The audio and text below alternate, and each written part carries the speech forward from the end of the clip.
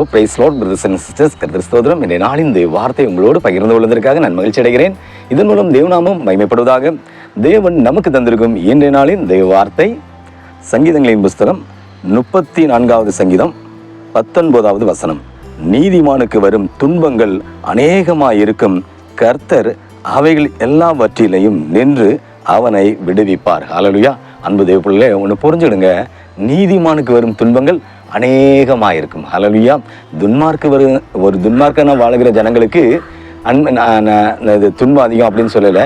நீதிமான்களுக்கு வரும் துன்பம்னு சொல்கிறது தான் அநேகம் பண்ணிருக்கு. பாருங்க, இந்த உலகத்தில் இந்த பைபிளில் பழைய ஏற்பாட்டு காலமாக இருக்கட்டும், இந்த புதிய ஏற்பாட்டு காலமாக இருக்கட்டும், உண்மையாக யாரெல்லாம் வாழ்கிறாங்களோ அவங்களுக்கு பயங்கரமான நெருக்கடி தான் இருக்குது. நீங்கள் தானியல் காலத்தில் பார்த்தீங்கன்னா, தானியல் ராஜாவுக்கு பாருங்க உண்மையாக வாழ்ந்தார். அவர் பெரிய அதிகாரி, நிதி மந்திரி, பெரிய அதிகாரி.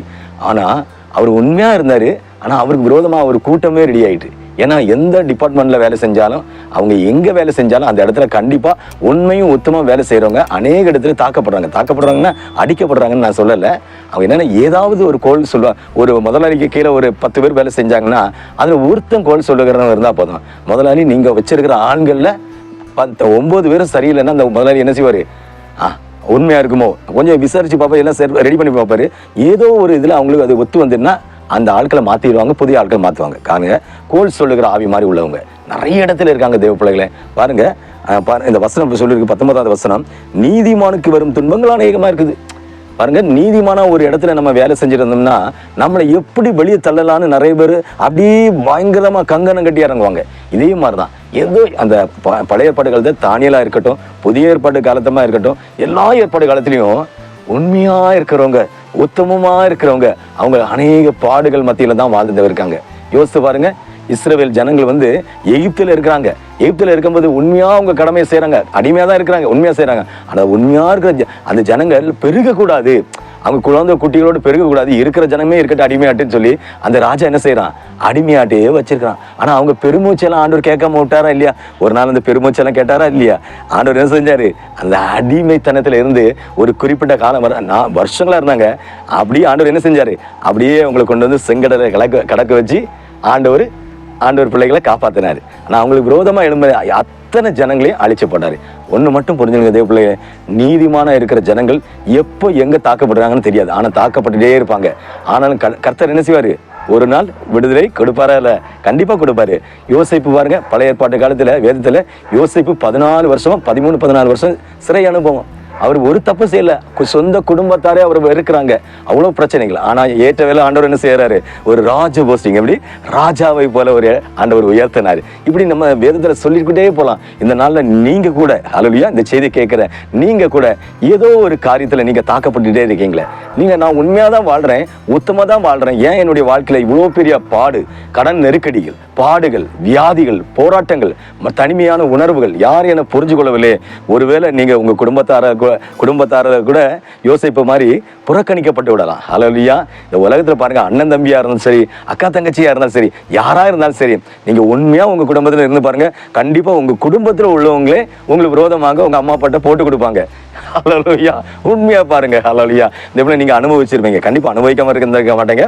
ஒரு தொழில் செய்கிற இடமா இருக்கட்டும், பிசினஸ் பண்ற இடமா இருக்கட்டும், டிபார்ட்மெண்ட் ஏதோ ஒரு ஒர்க்கில் இருக்கட்டும், நீங்க உண்மையா மட்டும் இருந்தா உங்கள்கிட்ட நன்மை, நீங்க உங்களால நன்மையை பெற்றவங்க கூட ஒரு நாள் நீங்க தப்பா இருப்பீங்களோன்னு யாரும் சொன்னா ஆமான்னு சொல்லிடுவாங்க. ஏன்னா அவங்களுக்கு தெரியாது உங்களை பத்தி. ஹல்லேலூயா. உண்மையான சூழ்நிலைன்னா அந்த உலகத்துல சாகுற வர நமக்கு உண்மையா இருக்கிற ஜனங்களுக்கு போராட்டம் வரதான் செய்யுது. ஆனாலும் எவ்வளவு பெரிய போராட்டங்கள் வந்தாலும், நிந்தனைகள் வந்தாலும், வியாதிகள் வந்தாலும், உபத்திரவங்கள் வந்தாலும், பிரச்சனைகள் வந்தாலும், எப்பேற்பட்ட ஆபத்துகள் வந்தாலும் தேவன் ஒரு நாள் உங்களை உயர்த்தாம இருக்கவே மாட்டார். நீங்க எந்த டிபார்ட்மெண்ட்ல வேலை செஞ்சாலும், எங்க வேலை செஞ்சாலும், ஒரு கூலி வேலை செஞ்சா கூட நீங்க டெய்லி 100 ரூபாய் தான் சம்பளம், டெய்லி 50 ரூபாய் தான் சம்பளம், அதுலயும் நீங்க உண்மையா இருந்து பாருங்க, கண்டிப்பா உங்களை உயர்த்துவார் தேவ பிள்ளை. ஏன்னா நீங்க உண்மையா இருக்கிறீங்க. ஒண்ணு இன்னும் என்ன செய்றீங்க? நீங்க நீதிமானா இருக்கிறீங்க. உங்களுடைய 1 ரூபாயிலே நீங்க நேர்மையா இருக்கிறீங்க. உங்க ஓனருக்கு நீங்க உண்மையா வேலை செய்யும் போது உங்க ஓனர் என்ன செய்வாங்க? உங்க குடும்பத்துக்கு ஏதாச்சும் தேவைகள் இருந்தா நீங்க கேட்கும் போது தராம இருப்பாங்களா? நீங்க உண்மையா இருந்தா கண்டிப்பா தருவாங்க. ஆனா உங்களுக்கு விரோதமா நிறைய பேர் கோல் சொன்னாலும் அவங்க மனசுல அவங்களுக்கு தோணும், என்ன இருந்தாலும் அவர் ஒரு நீதிமான ஒரு மனுஷன் அவங்களுக்கு ஏன்னா எல்லாத்தையுமே இப்போ எல்லாம் ஏகதேச இடங்கள்ல வீடியோ கேமரா, எல்லா இடத்துலயும் கேமரா ஃபிட் பண்றாங்க வீடுகள்ல. ஆபீஸ்ல பண்றாங்க, அப்படித்தானே? அதனால அநேக லஞ்சங்கள் கூட வாங்க முடியாத சூழ்நிலை இருக்கு. முந்தி உள்ள காலத்துல லஞ்சம் வாங்கலாம், இப்போ கஷ்டம். அப்படி உள்ள சூழ்நிலை இருக்கு. ஆனா நீங்க உங்கள் தொழில கண்டிப்பா எந்த இடத்துலயும் நீங்க உண்மையா இருக்கும்போது தேவ பிள்ளைகளே, உங்களுக்கு அநேக உங்களுக்கு துன்பங்கள் எவ்வளோ எப்பேற்பட்ட துன்பங்கள் வந்தாலும் அந்த துன்பங்களுக்கெல்லாம் ஒரு முடிவு உண்டு. நிச்சயமாக முடிவு உண்டு. உன் நம்பிக்கை வீண் போகாது. ஹல்லேலூயா. கலங்காதீங்க, திகையாதீங்க. கர்த்தர் வானமின் சிங்காசனம் பூமியின் பாதபடின்னு சொன்ன ஆண்டவர் இரட்சகராம் இயேசு கிறிஸ்து உங்களுடைய எல்லா துன்பத்தின் பாதையிலும் ஒரு முடிவு உண்டாக்குவார். மனுஷனுக்கு பார்வையில இவ்வளோ கஷ்டப்படுறாங்களே, இவ்வளோ வேதனைப்படுறாங்களே, இவ்வளோ வியாதிப்படுறாங்களே, இவ்வளோ ஆண்டவர் தேடுறாங்க, இன்னும் அவங்க அந்த நிலைமையில தானே இருக்கிறாங்களே, அப்படிதான் பார்ப்பாங்க. ஆனா கடவுள் பார்க்கிறார் எப்படி தெரியுமா? மனுஷன் முகத்தை பார்க்கிறான், தேவனோ இருதயத்தை பார்க்கிறார். இருதயத்துல இந்த மனுஷன் நல்லவனா இருக்கான் கெட்டவனா இருக்கான்னு யாருக்கும் கண்டுபிடிக்க முடியாது. கத்தி வச்சு குத்துற மாதிரி மத்தவங்கள கோல் சொல்லிட்டு போயிருவாங்க. இந்த மனுஷன் ஆகாது, இந்த மனுஷி ஆகாது, இந்த பையன் ஆகாது, இந்த பொண்ணு ஆகுதுன்னு சொல்லுவாங்க. ஆனா நமக்கு முன்னால ரொம்ப புகழ்த்துவாங்க. உங்களை மாதிரி இந்த உலகத்துல நீங்க தான் கடவுள், நீங்க தான் எல்லாமே, நீங்க தான் காட், எல்லாம் அப்படி இப்படின்னு சொல்லிடுவாங்க. ஆனா பின்னால போய் நம்மள்ட்ட நம்ம உதவி செஞ்சிருப்பாங்க. ஆனா அந்த மனுஷன் பின்னால போய் என்ன செய்வாங்க? நம்மளுக்கு தூசனை தான் பேசுறாங்க. அதனால எந்த மனுஷனை நம்பியோ மனுஷனை நம்பியோ இல்ல, கடவுளை நம்புங்க, அவர் உங்களுக்கு உதவி செய்வார். ஹல்லேலூயா. அதான் வசனம் போட்டு தேவ பிள்ளைகளே ஒன்றும் நல்லா புரிஞ்சுக்கங்க. நீதிமானுக்கு வரும் துன்பங்கள் அநேகமாக இருக்கும், கர்த்தர் அவைகளில் நின்று அவைகள் எல்லாவற்றிலும் நின்று அவனை விடுவிப்பார். நீங்க நீதிமானா உண்மையா இந்த உலகத்துல இருந்தீங்கன்னா, உங்க புருஷனுக்கு உண்மையா இருந்தீங்கன்னா, உங்க மனைவிக்கு உண்மையா இருந்தீங்கன்னா, உங்க பிள்ளைகளுக்கு உண்மையா இருந்தீங்கன்னா, உங்க பிள்ளைகள் பெற்றோருக்கு உண்மையா இருந்தீங்களா, நண்பர்கள் இன்னொரு நண்பர்கள் உண்மையா இருந்தீங்கன்னா, கண்டிப்பா உங்களை உயர்த்துவார், ஆசீர்வதிப்பார். ஒரு நாள் உங்களுடைய உண்மை தன்மை கண்டிப்பா இயேசப்பா வெளியே கொண்டு வர. அப்போ மற்றவங்களுக்கு தெரியும், இவங்க உண்மையா இருந்திருக்காங்க, மற்றவங்க தான் தவறா பேசி இவங்களை தனிமையாக்கிட்டாங்கன்னு சொல்லுகிற ஒரு காலத்தை ஏற்படுவார். ஹல்லேலூயா. எதற்கும் கலங்காதீங்க. ஆண்டவர் இரட்சகராகிய இயேசு கிறிஸ்து உங்களை ஆசீர்வதிப்பார், மேன்மைப்படுத்துவார், உயர்த்துவார். ஹல்லேலூயா. இனி அவர் சமூகத்தை ஜெபிப்போமா? ஜெபம்.